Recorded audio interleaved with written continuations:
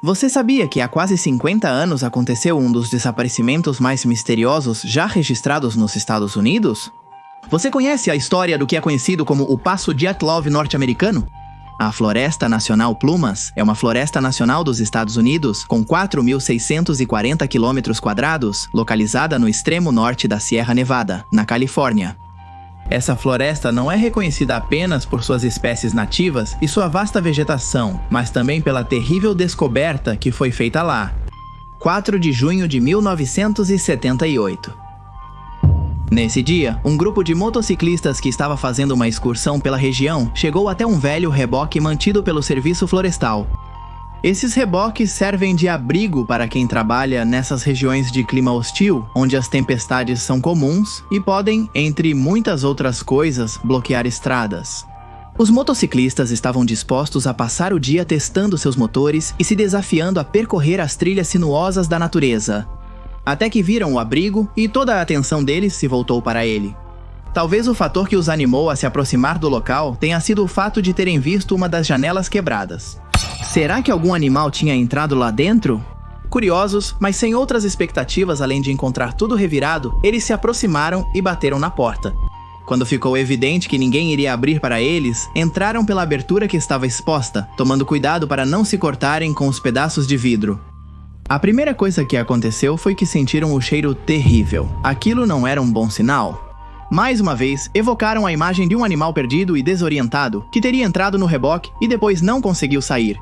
No entanto, o que viram foi muito mais atroz.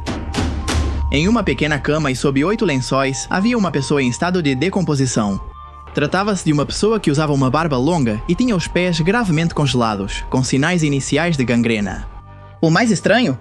Apesar de ser possível supor que o indivíduo havia morrido de frio, fome ou ambos ao mesmo tempo, no restante do abrigo havia muitos outros casacos, mais lençóis e latas de conserva suficientes para alimentar um grupo de pessoas durante meses. Mas não vamos nos adiantar, porque neste caso o que não faltam são pistas, mas o que faltam são respostas. Cada passo que dermos, em vez de esclarecer o panorama, em vez de nos apresentar uma resolução, vai nos fazer sentir parte de um grande quebra-cabeça que não para de crescer. O que foi que realmente aconteceu naquela noite distante em que tudo aconteceu? Quais são as teorias a respeito?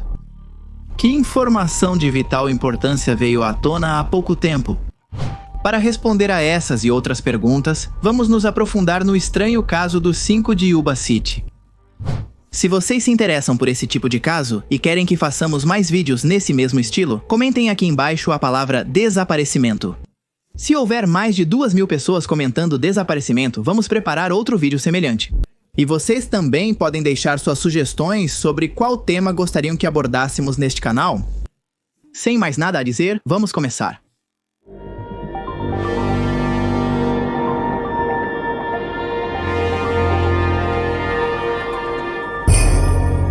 Os garotos de Yuba City, uma cidade agrícola localizada no norte da Califórnia, costumava ser considerada um lugar tranquilo. E embora seja verdade que continua sendo, uma aura sombria paira sobre ela desde o inverno de 1978. Naquele ano, uma parte do mapa, geralmente livre de conflitos, tornou-se o cenário de um dos casos que mais continua intrigando investigadores, profissionais e amadores. Os motivos? No dia 24 de fevereiro, um grupo de amigos saiu de casa e nunca mais voltou. O grupo era conhecido como os 5 de Yuba, ou os Garotos de Yuba, e era formado por 5 homens que costumavam passar muito tempo juntos. Vamos conhecê-los. Eles são Bill Sterling, de 29 anos, Jack Madruga, de 30, Ted Weiger, de 32, Jack Hewitt, de 24 e Gary Matias, de 25. Todos tinham uma leve deficiência intelectual, mas eram funcionais, independentes e, acima de tudo, muito unidos. Gary articulava como uma espécie de líder.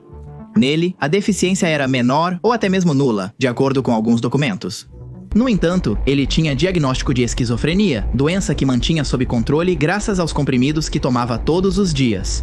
Ted, o mais velho, era um ex-zelador tranquilo que havia criado uma relação de grande afinidade com o mais jovem do grupo, Jack.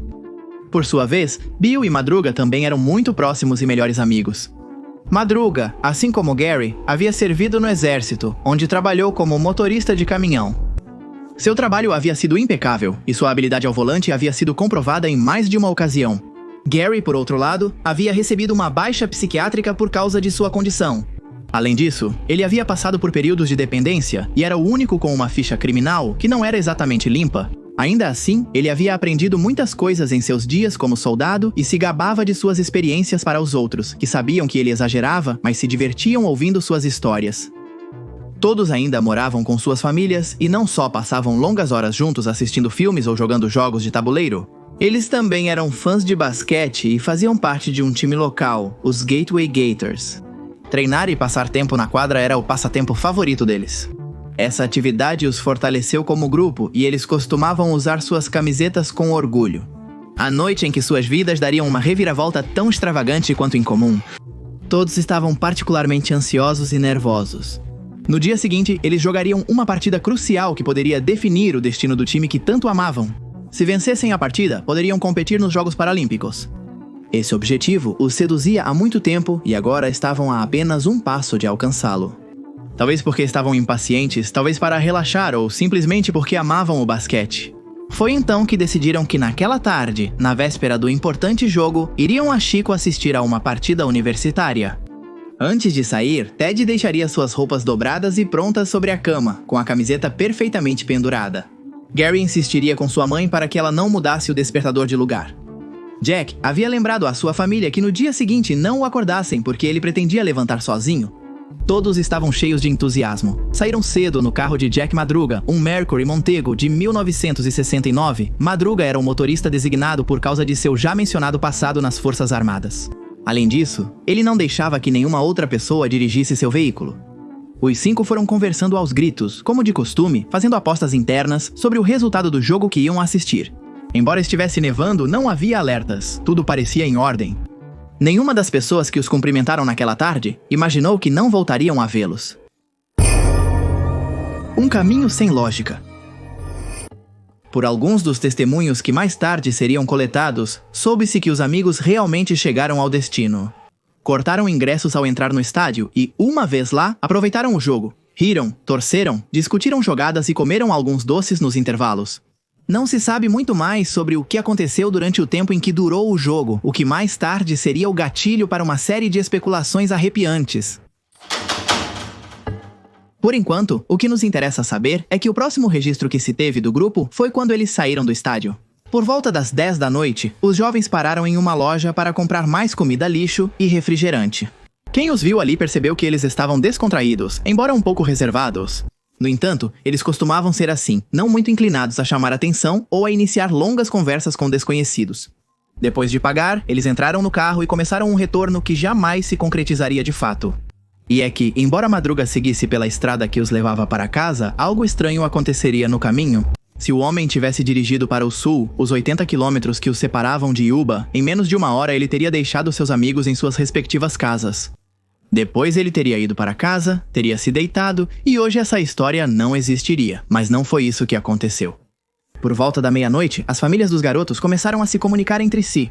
Todos estavam preocupados, já que não havia notícias dos homens. Às 2 da manhã, alguns pais já tinham entrado em seus carros e estavam percorrendo as estradas, olhando para o acostamento, procurando indícios de algum acidente. Ou qualquer coisa que pudesse justificar aquele atraso tão incomum em pessoas que tinham rotinas fixas e muito bem estabelecidas.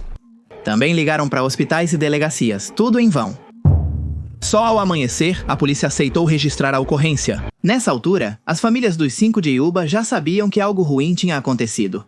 Assim que os alertas correspondentes foram emitidos, começou uma busca que rapidamente ganhou escala regional. A polícia dos condados de Bat e Yuba iniciou um árduo trabalho de busca. Os resultados? Nada, absolutamente nada. As primeiras 24 horas se passaram, depois 2 dias. Os jornais já haviam dedicado ao assunto suas páginas centrais, e o mistério, embora atraente, logo começou a dar lugar a outras notícias. Apesar de os familiares dos desaparecidos terem repetido exaustivamente que todos os homens eram perfeitamente funcionais, além de suas condições. Muitos jornalistas demonstraram seus preconceitos, sugerindo que pessoas assim não deveriam ter um veículo. Dentro desse panorama tão desanimador, o que aconteceu em 28 de fevereiro renovou as esperanças de poder entender o que havia acontecido 3 noites antes. Nesse dia, um guarda florestal da Floresta Nacional Plumas ligou para os investigadores que estavam quebrando a cabeça com o caso, para informá-los que tinha visto o tão procurado Mercury, cuja foto estava espalhada por toda a cidade. E ele não tinha visto recentemente, mas sim no próprio dia 25 de fevereiro. Só que naquele momento, ele não tinha dado atenção porque não estava por dentro das notícias. Os oficiais consideraram que essa demora na denúncia era mais um fator negativo. Saber que tinham perdido a chance de chegar até o carro dos 5 amigos apenas um dia depois de terem sido declarados como desaparecidos. Esse é um detalhe que durante anos torturou as pessoas mais próximas daqueles rapazes. No entanto, é provável que, mesmo tendo chegado a tempo, o destino trágico não pudesse ter sido evitado. É que, para começar, o carro foi encontrado em um lugar bastante curioso. O Mercury de madruga estava na estrada Oroville-Quincy, a mais de 110 quilômetros do estádio, a 1.300 metros de altitude e longe de qualquer caminho que levasse à casa dos amigos. E esse foi apenas o início do enigma, porque ao revisar o carro, a consternação só aumentou.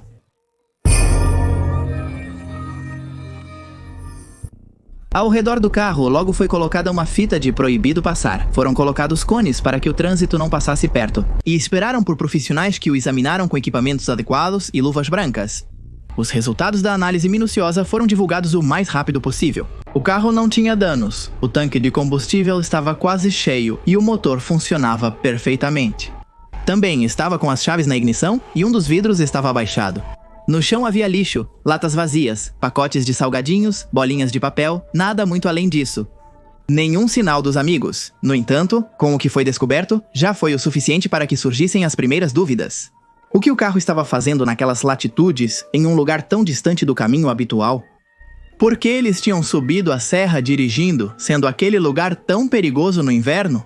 Por que eles tinham abandonado o carro se ele não apresentava nenhum problema? Onde estavam os 5 de Yuba? As possíveis respostas não demoraram a aparecer e com elas, mais perguntas. E se tivesse acontecido que a neve bloqueou o caminho deles e manobrar para sair se tornou impossível por causa da escuridão e das tempestades de neve?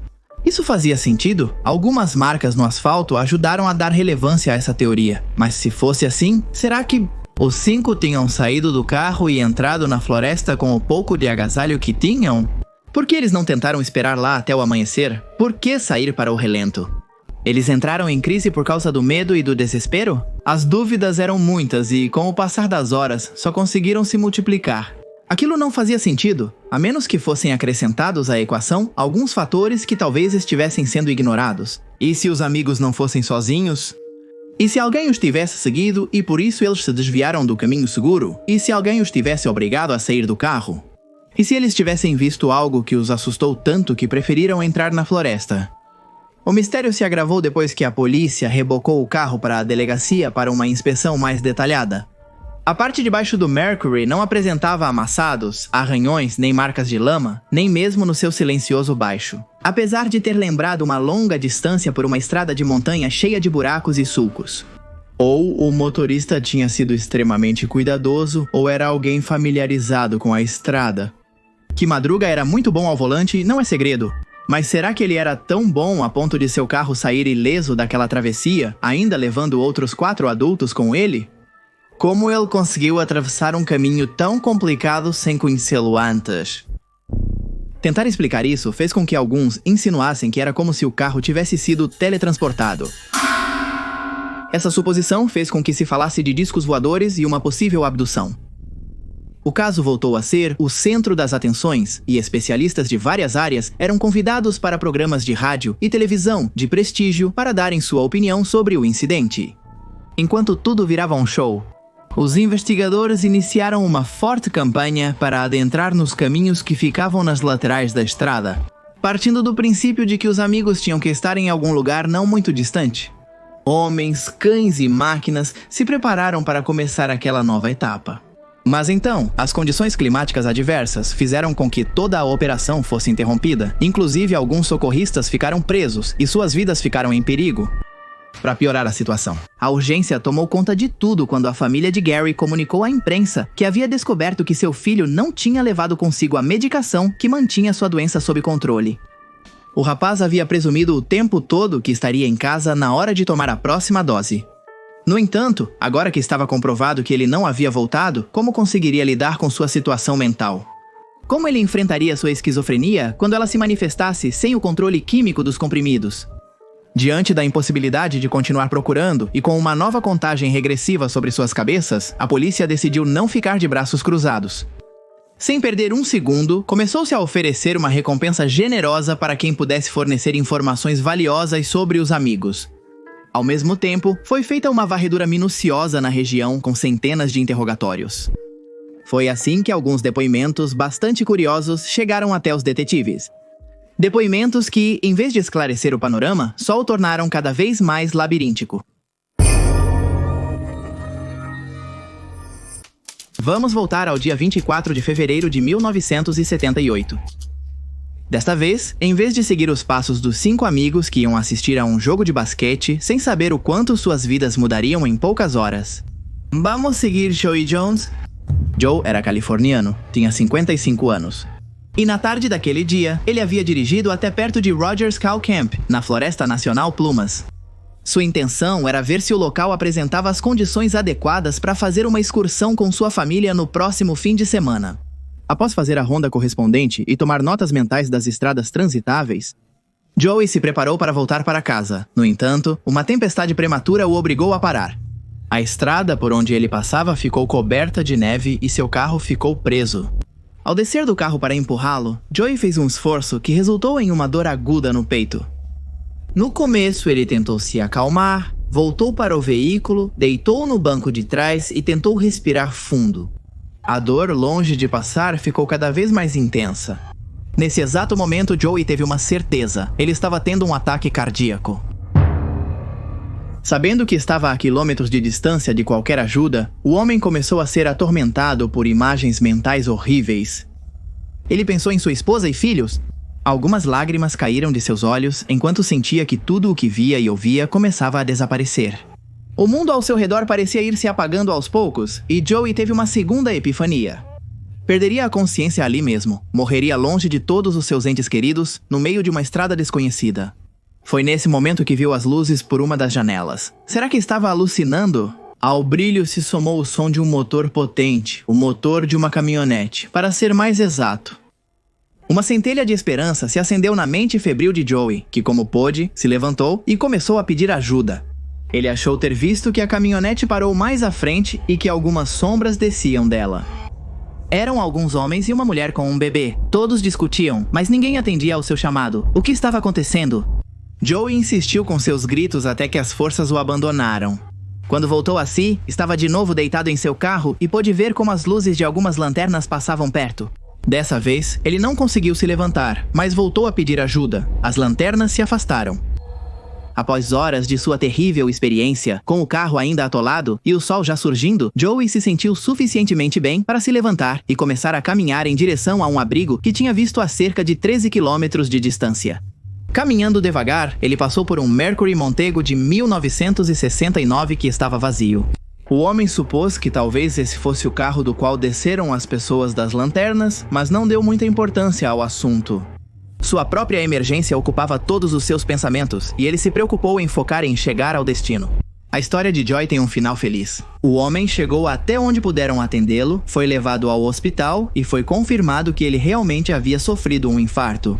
Quando conseguiu se reabilitar, ficou sabendo do caso dos 5 de Yuba e se apresentou na delegacia mais próxima. Para contar o que tinha visto e ouvido em seus momentos de agonia, o depoimento deixou os policiais duvidosos. Era possível confiar no relato de alguém que, com certeza, havia estado sob os efeitos de um choque terrível? E supondo que Joey tivesse visto e ouvido o que dizia, por que ninguém o socorreu quando ele pediu ajuda? A quem pertencia a misteriosa caminhonete? Quem era aquela mulher com um bebê? Ela tinha alguma relação com os amigos desaparecidos? Era impossível saber, mas o fato de ter havido um segundo veículo na mesma estrada, onde os amigos depois desapareceriam, não era algo que podia ser levado na brincadeira. E se as pessoas das caminhonetes tivessem guiado os amigos ingênuos até lá? E se tinham sido eles que os haviam pressionado? Naquela época, abriu-se uma linha de investigação que levou a um beco sem saída, mas que sempre gerou suspeitas. E se os amigos tivessem tido problemas com alguém na partida de basquete? E se por algum motivo eles tivessem mexido com a pessoa errada? Durante muito tempo, circulou o boato de que havia pessoas que estiveram no mesmo jogo que os amigos. Eles os viram interceder para defender uma mulher que estava sendo maltratada pelo parceiro. Será que era a mulher grávida? Será que os amigos tentaram ajudá-la e acabaram se condenando? A mulher da loja e a caminhonete vermelha. O 3 de março. Uma mulher que trabalhava em uma loja a 48 quilômetros de onde o Mercury havia sido encontrado afirmou que tinha visto os homens desaparecidos. Segundo seu depoimento, ela tinha visto 4 dos 5 jovens na manhã de 25 de fevereiro. Todos tinham descido de uma caminhonete vermelha e 2 deles tinham entrado em sua loja para comprar doces.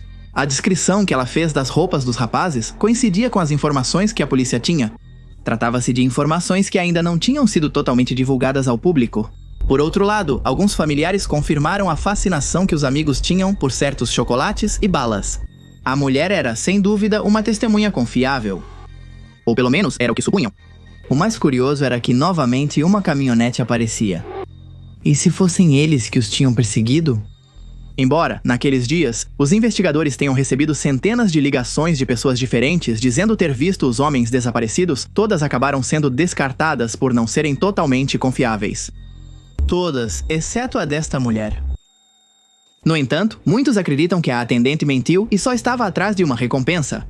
E isso faz muito sentido se considerarmos o que finalmente seria revelado. De um jeito ou de outro, os dias, as semanas e os meses se passaram. As famílias não queriam desistir, mas não tiveram outra escolha a não ser aceitar que o que havia no horizonte não era nada animador. Não havia indícios de um pedido de resgate, não havia rastros, não havia nada que ajudasse a saber qual passo dar. Em seguida, Liza e simplesmente os amigos haviam evaporado sem deixar rastros. Mais cedo ou mais tarde, aquelas pistas se dissiparam e o caso voltou à estaca zero, pelo menos até surgir um segundo testemunho, tão estranho quanto revelador. O que os amigos faziam naquele veículo? Por que só 4 deles estavam lá? Quem estava faltando e onde estava? Por que eles não pareciam preocupados se tiveram que abandonar o veículo? Quando já não esperavam boas notícias, foi então que as más notícias chegaram com toda a sua força. E é assim que nossa história volta ao começo.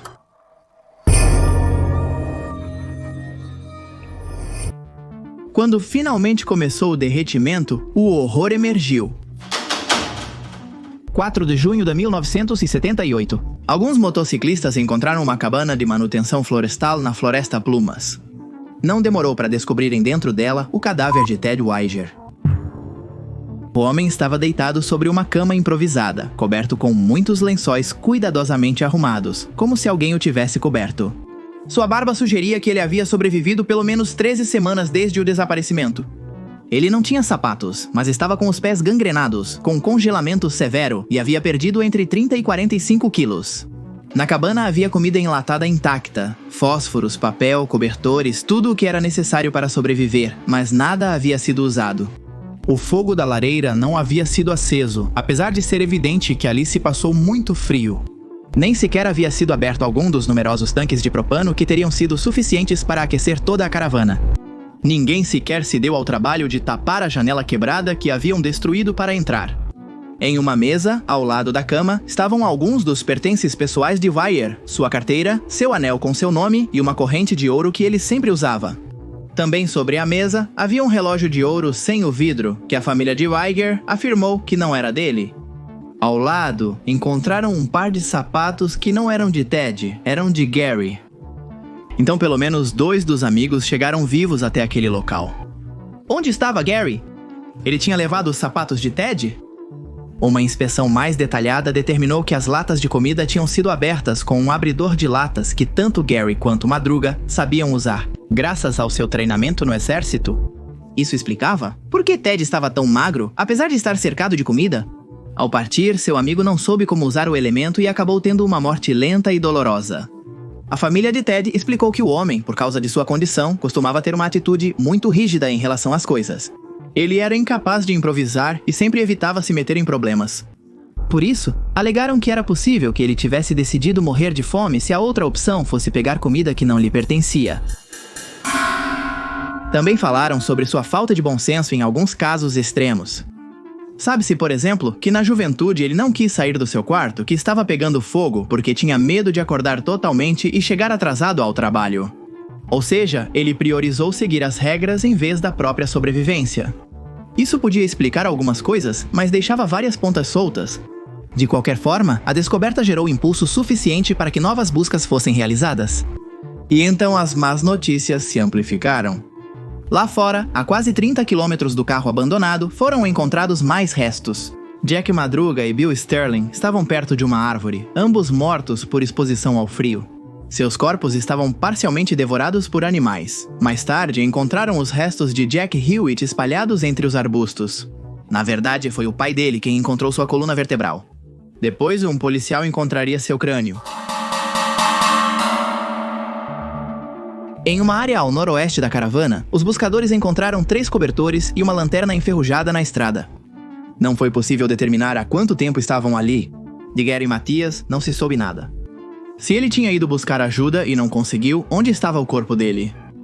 Dada a sua condição de esquizofrênico, fotos dele foram distribuídas para instituições mentais por toda a Califórnia, em vão? Até hoje, o seu desaparecimento continua sem solução. Em menos de uma semana, e graças às mudanças de estação, 4 dos desaparecidos já haviam sido encontrados. Mas o enigma estava longe de ser esclarecido, e muitas perguntas continuavam sem resposta. As autoridades descobririam mais tarde que um veículo Snowcat havia removido a neve para abrir caminho até o trailer onde Ted havia sido encontrado, no dia 23 de fevereiro. O que pode ter dado aos homens a ilusão de que estavam em uma área onde os funcionários do serviço florestal poderiam voltar em breve. Também se acreditava que Gary havia convencido o grupo a ir para Forstown, uma área entre Chico e a Estrada da Montanha, para visitar um amigo que morava lá. Era possível que Madruga tivesse passado do desvio e eles tivessem se perdido, dirigindo cada vez mais na escuridão até que a neve parou o Mercury. Outros teorizam que eles encontraram alguém perigoso ou algum evento que alterou seu julgamento. Por outro lado, muito se falou sobre Gary. E se por falta de medicação, ele tivesse sucumbido à loucura e levado todos a uma morte certa? A polícia nunca descartou um crime, nem as famílias. Melba Madruga, a mãe de Jack, declarou ao Washington Post que acreditava que algo havia desviado o grupo. Suas palavras exatas foram: "Tenho certeza de que eles nunca subiram sozinhos. Está claro que foram enganados ou ameaçados." Voltando à ideia de que os amigos poderiam ter tido um problema com alguém, talvez a pressa para escapar tenha provocado a famosa curva errada. Isso explicaria por que o carro estava abandonado e por que os homens correram para a floresta e, infelizmente, se perderam. Talvez o grito de Joe tenha assustado eles de vez e por isso entraram em pânico. Outra linha de investigação acredita que a polícia, que sempre se mostrou cooperativa, na verdade tem muito a esconder. Ao que parece, a irmã de Gary teria tido um romance que terminou mal com um membro da máfia. Embora ninguém nunca tenha confirmado totalmente, acredita-se que Gary teria ameaçado o sujeito. Segundo alguns, desde então o jovem estava na mira de capangas que no dia 24 de fevereiro o seguiram para eliminá-lo. Depois, eles assustaram seus amigos até provocar o conhecido trágico desfecho. Isso fazia sentido? Havia em Yuba uma família mafiosa muito perigosa e com contatos nas forças de segurança? A polícia tinha se encarregado de que o corpo de Gary nunca fosse encontrado, para assim evitar que se soubesse que se tratava de um acerto de contas? Na verdade, um podcast lançado há alguns anos adicionou outra camada de incerteza ao caso, que já era estranho por si só. O fantasma. O podcast Yuba County 5 da Mopac Audio foi produzido depois que um grupo de jornalistas conseguiu, pela primeira vez, uma cópia digitalizada completa dos arquivos policiais do caso. Enquanto analisavam, os profissionais encontraram um memorando interno do xerife de Yuba, datado de 8 de outubro de 2020. O mesmo dizia: acredita-se que Gary Matias foi vítima de um crime. Este caso permanece aberto como caso de pessoa desaparecida / homicídio. É do interesse de todos os envolvidos que esta carta não seja enviada à família Matias. Que tipo de provas o xerife poderia ter para chegar a essa conclusão tantos anos depois? Por que é enfatizado que a família do homem desaparecido não podia saber da possibilidade de um homicídio? É apenas protocolo ou há algo mais? Hoje, tantos anos depois, esse caso continua gerando debates. Enquanto alguns afirmam que tudo não passou de uma série de acontecimentos infelizes que resultaram em uma tragédia sem precedentes, outros acreditam que forças desconhecidas estavam em ação. inclusive a quem pense que a chave está em Joe, o homem do infarto. E se o depoimento dele não foi honesto? Com o tempo, o homem apresentou algumas contradições em suas palavras e descobriu-se que ele tinha fama de alcoólatra e errático. E se ele tivesse tido um problema com os 5 amigos? E se enfrentar eles tivesse causado o infarto? E se ele os tivesse ameaçado e por isso os outros fugiram? O que vocês acham que aconteceu? Que explicação vocês encontram? Que teorias vocês conseguem imaginar? Vou ler vocês aqui embaixo nos comentários, então escrevam o que acham que aconteceu. Tentar discernir as últimas horas dos 5 amigos de Yuba City é um exercício ao qual detetives do mundo todo continuam se dedicando, sempre esperançosos de encontrar alguma pista que até agora tenha passado despercebida. A explicação mais difundida sugere que os homens saíram juntos do carro, que 2 deles pararam por algum ferimento ou por cansaço e que os outros chegaram ao abrigo. Acredita-se que, a partir dali, eles quiseram se organizar para ir ajudar aqueles que tinham ficado pelo caminho. Acredita-se que então as coisas não saíram como esperavam, eles se perderam e não souberam mais voltar. Todos teriam morrido ao final da primeira noite, exceto Ted, que teria ficado no abrigo sem capacidade de abrir mais comida ou fazer fogo. Mas mais uma vez, tudo isso é apenas possibilidade. Além disso, ainda não se esclareceu o motivo de os amigos terem acabado naquela estrada. Se Gary ainda estivesse vivo, algo que não pode ser descartado, ele teria 73 anos, no momento da gravação deste vídeo. Seus pais contaram que quando ele foi dispensado do exército, voltou para casa caminhando por vários quilômetros. Ao que parece, caminhar era algo que o acalmava. E se isso o salvou? E se Gary caminhou e nunca parou? E se ele conseguiu encontrar forças para superar as adversidades? Pode ser que o sujeito tenha conseguido sair da floresta e que seu cérebro atormentado tenha feito ele refazer sua vida, longe de sua família e de sua amada Yuba natal? Talvez ele tenha vivido um trauma tão grande que, somado à sua doença, o fez esquecer seu passado? Será que ele ainda está lá fora em algum lugar? Será que está enterrada em algum lugar da sua memória? A peça que falta para fechar este caso? Por enquanto, continua sendo uma possibilidade, talvez a última que nos resta para tentar dar uma resposta esclarecedora a um dos maiores mistérios dos últimos anos.